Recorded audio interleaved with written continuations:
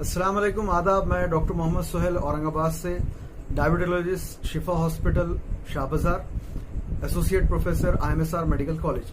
आज मैं आपको बहुत ही इंपॉर्टेंट 5 स्टेप प्लान बताने जा रहा हूं कोरोना वायरस से बचने के लिए। तो इसमें स्टेप नंबर 1 है सोशल डिस्टेंसिंग या लॉकडाउन। अब जो लॉकडाउन के दिन बचे हुए हैं, पॉइंट नंबर 2, ये बहुत ही इंपॉर्टेंट पॉइंट है और ये एक्चुअली एक हदीस है कि आपके और मेरे आका सरकार दो आलम सल्लल्लाहु अलैहि वसल्लम ने फरमाया कि पाकी आधा ईमान है।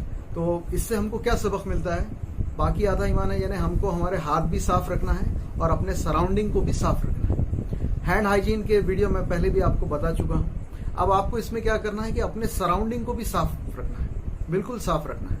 यानी आप अपने डोर हैंडल्स को साफ कीजिए, दरवाजों को साफ कीजिए, अपने कार की हैंडल्स को साफ कीजिए, या फिर बाइक के जो हैंडल्स है इसको साफ कीजिए। यानी जो कॉमनली लोगों के हाथ जो चीजों के ऊपर लगते हैं तो उसको आपको क्लीन करना है। सो वहां से भी वायरस अगर लगा है तो वो वहां से धुल जाएगा। तो ये था पार्ट नंबर 2 या स्टेप नंबर 2, बाकी आधा ईमान। नाउ स्टेप नंबर 3 मैं आपको बताता हूं। ये एक कहावत है, जैसा कि आप सभी लोगों ने सुना होगा कि नेकी बर्बाद और गुनाह लाजिम। सुना है आप लोगों ने जी?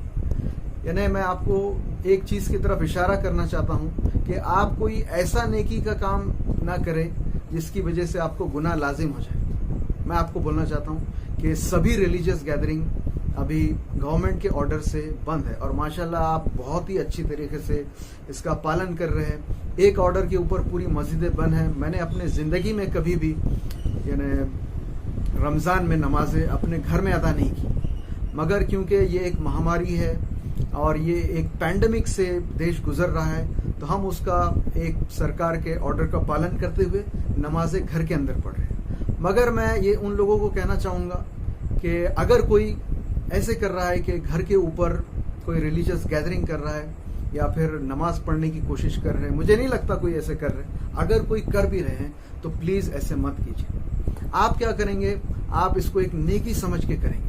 उसमें क्या होगा, महल्ले के कुछ लोग अगर वहां पे जमा होते हैं तो वहां से ये वायरस का ट्रांसमिशन बहुत फास्ट हो सकता है। एक अगर आदमी संक्रमित है तो वो पूरी सफ को संक्रमित या इन्फेक्ट कर सकता है और फिर वो इन्फेक्शन अपने घर पर लेके जाएगा।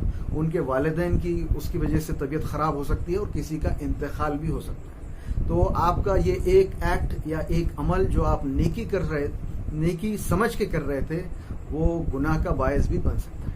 ठीक है, तो ये था पॉइंट नंबर 3। अभी मैं पॉइंट नंबर 4 आपको बताता हूं। ये भी एक कहावत है, बा अदब बा नसीब और बेअदब बदनसीब। ये खासतौर से है हमारे ये जो गली के नुक्कड़ पर खड़े हुए जो लड़के हैं, ये देश का मुस्तकबिल है, ये कौम का एक मुस्तकबिल है। उनके लिए एक पैगाम है कि बा अदब बा नसीब बेअदब बदनसीब। आप एक काम कीजिए कि आपके पास जो हेल्थ केयर वर्कर्स आ रहे हैं आपकी इंफॉर्मेशन लेने के लिए या कांटेक्ट ट्रेसिंग करने के लिए, ये आपके अच्छाई के लिए आ रहे हैं। ये डॉक्टर्स जो आ रहे हैं, हम लोग जो आ रहे हैं, हमें भी हमारे पास यानी घर में बच्चे हैं, वालिदैन हैं, हम अपनी जान पर खेलकर ये फर्ज निभाने के लिए आपके पास आ रहे हैं। तो प्लीज उनका रिस्पेक्ट कीजिए, उनको सताइए मत और वो जो काम कर रहे हैं उनको काम अपना आसानी से करने की। और दूसरा ये करिए, नुक्कड़ पर बिल्कुल मत खड़े रहिए।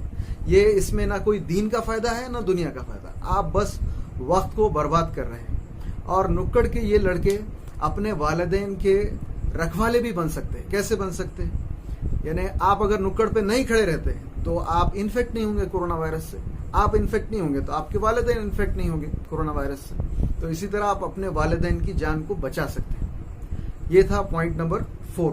अब मैं पॉइंट नंबर 5 आपको ये बताता हूँ कि गवर्नमेंट ऑफ इंडिया भी ये कह रही है कि उनका जो हेल्थ केयर वर्कर्स का एक स्लोगन बनाया गया है कि स्टॉप स्टिग्मेटाइजिंग स्टार्ट एम्पैथाइजिंग। यानी इसका मतलब क्या है कि पेशेंट को पेशेंट ही समझे, उसको कोई अपराधी या गुनहगार ना समझे।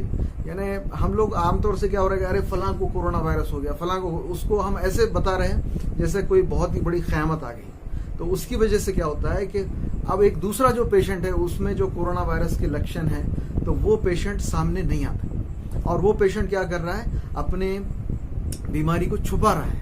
क्यों? क्योंकि आपने ये बीमारी को एक स्टिग्मा बनाया, एक ऐप बना दिया आपने बीमारी। ठीक है, किसी को घर में यानी प्रिकॉशन लेने के बाद भी कोरोना वायरस होता है तो वो कोई गुनाह नहीं है।